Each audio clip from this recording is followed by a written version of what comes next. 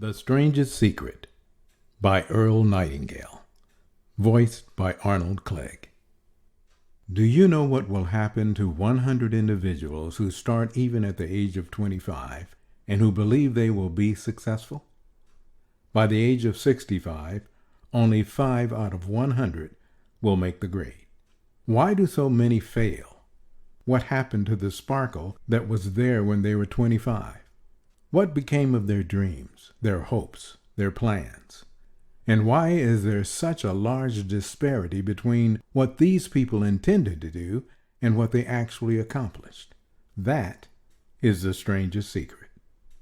Some years ago, the late Nobel Prize winning Dr. Albert Schweitzer was asked by a reporter, "Doctor, what's wrong with men today?" The great doctor was silent. And then he said, "Men simply don't think." It's about this that I want to talk with you. We live today in a golden age. This is an era that humanity has looked forward to, dreamed of, and worked toward for thousands of years. We live in the richest era that ever existed on the face of the earth, a land of abundant opportunities for everyone. However, if you take 100 individuals who start even at the age of 25, do you have any idea what will happen to those men and women by the time they are 65? These 100 people believe they're going to be successful. They are eager toward life.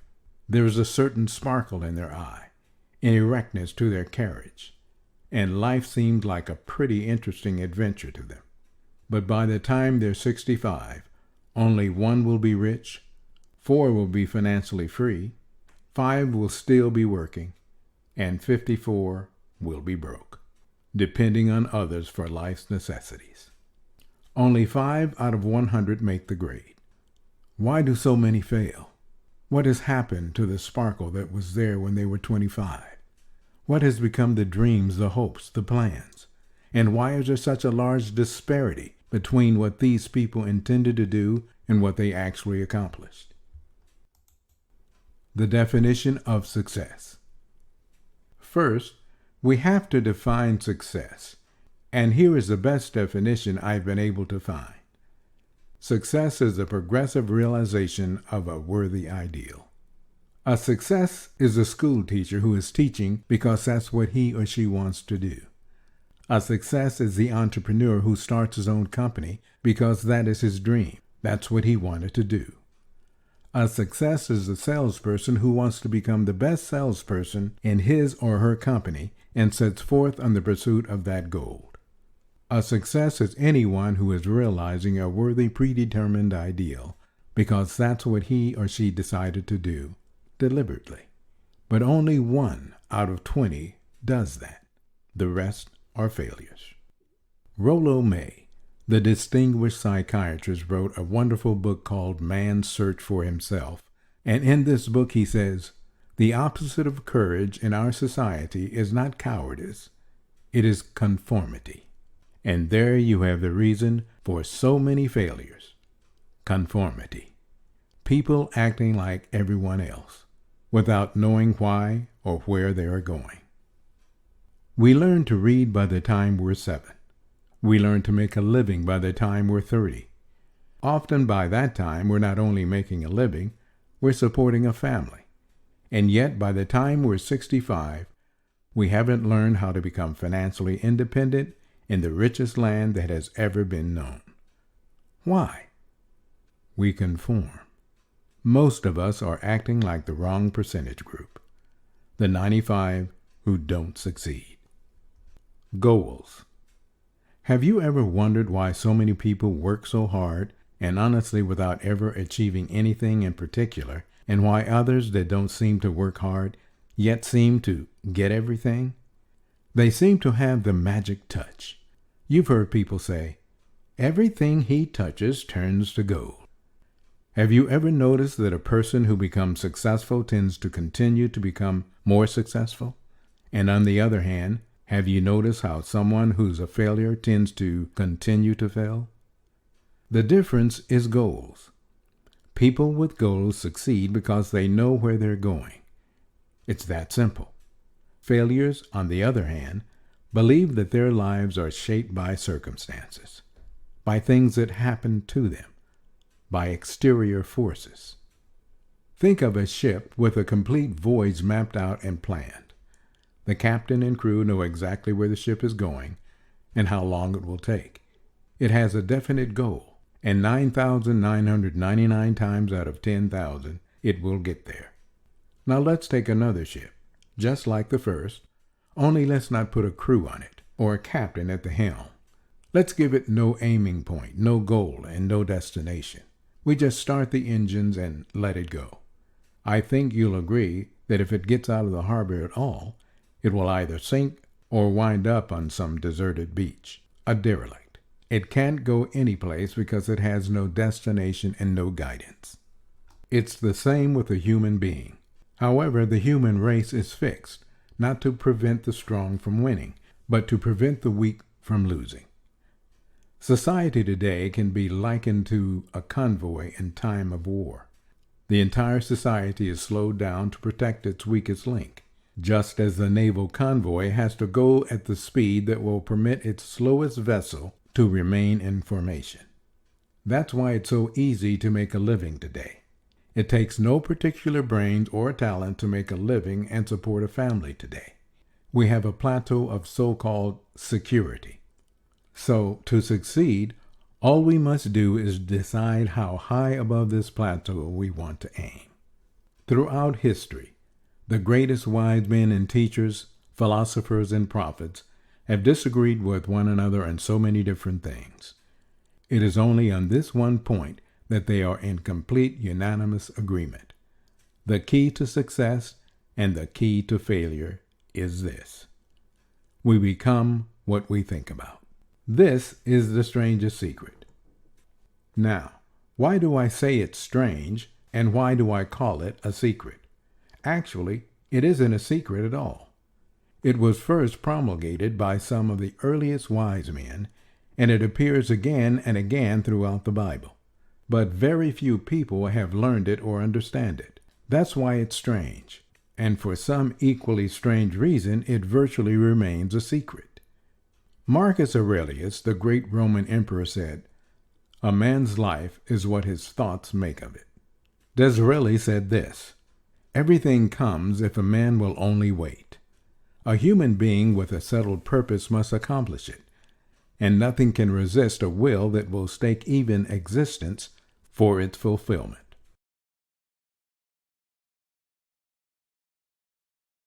William James said, "We need only in cold blood act as if the thing in question were real, and it will become infallibly real by growing into such a connection with our life that it will become real. It will become so knit with habit and emotion that our interest in it will be those with characterized belief." He continues, "Only you must then really wish these things, and wish them exclusively, and not wish at the same time 100 other incompatible things just as strongly." My old friend Dr. Norman Vincent Peale put it this way: if you think in negative terms, you will get negative results. If you think in positive terms, you will achieve positive results. George Bernard Shaw said, "People are always blaming their circumstances for what they are. I don't believe in circumstances. The people who get on in the world are people who get up and look for the circumstances they want. And if they can't find them, they make them." It's pretty apparent, isn't it? We become what we think about. A person who is thinking about a concrete and worthwhile goal is going to reach it, because that's what he's thinking about. Conversely, the person who has no goal, who doesn't know where he's going, and whose thoughts must therefore be thoughts of confusion, anxiety, fear, and worry, will thereby create a life of frustration, fear, anxiety, and worry. And if he thinks about nothing, he becomes nothing. As ye sow, so ye shall reap. The human mind is much like a farmer's land. The land gives a farmer a choice. He may plant in the land whatever he chooses. The land doesn't care what is planted. It's up to the farmer to make the decision. The mind, like the land, will return what you plant, but it doesn't care what you plant. If the farmer plants 2 seeds, one a seed of corn, the other a nightshade, a deadly poison, waters and takes care of the land, what will happen? Remember, the land doesn't care. It will return poison in just as wonderful abundance as it will return corn. So up come 2 plants, one corn, one poison, as it's written in the Bible. As ye sow, so shall ye reap. The human mind is far more fertile, far more incredible and mysterious than the land. But it works the same way. It doesn't care what we plant, success or failure, a concrete or worthwhile goal, or confusion and misunderstanding, fear, anxiety, and so on. But what we plant, it must return to us. The problem is our mind comes as standard equipment at birth. It's free.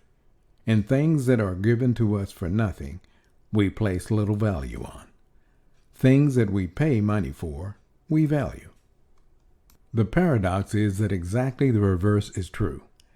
Everything that's really worthwhile in life comes to us free. Our minds, our souls, our bodies, our hopes, our dreams, our ambitions, our intelligence, our love of family and children and friends and country. All these priceless passions are free. But the things that cost us money are actually very cheap and can be replaced at any time. A good man can be completely wiped out and make another fortune. He can do that several times. Even if his home burns down, he can rebuild it. But the things we got for nothing, we can never replace. Our mind can do any kind of job we assign it to do.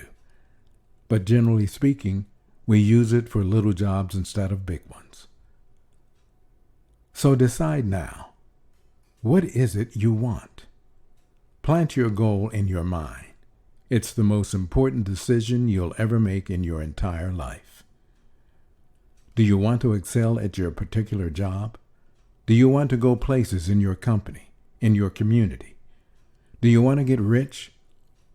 All you've got to do is plant that seed in your mind, care for it, work steadily toward your goal, and it will become a reality. It not only will, there's no way that it cannot. You see, that's a law. Like the laws of Sir Isaac Newton, the laws of gravity. If you get on top of a building and jump off, you will always go down. You'll never go up. And it's the same with all other laws of nature. They always work. They're inflexible. Think about your goal in a reflex positive way. Picture yourself in your mind's eye as having already achieved this goal. See yourself doing the things you will be doing when you've reached your goal. Every one of us is the sum total of our own thoughts.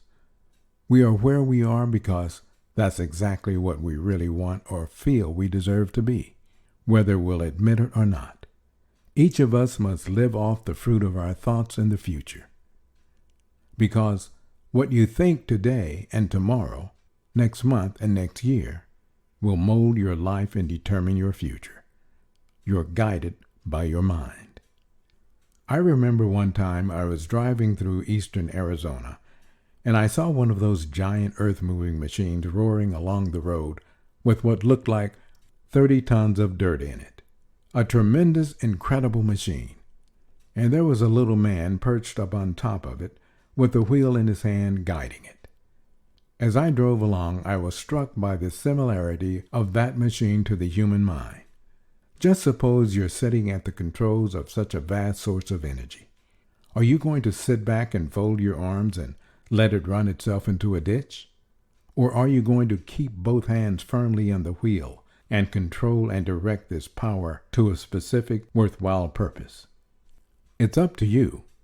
You're in the driver's seat. You see, the very law that gives us success is a double-edged sword. We must control our thinking.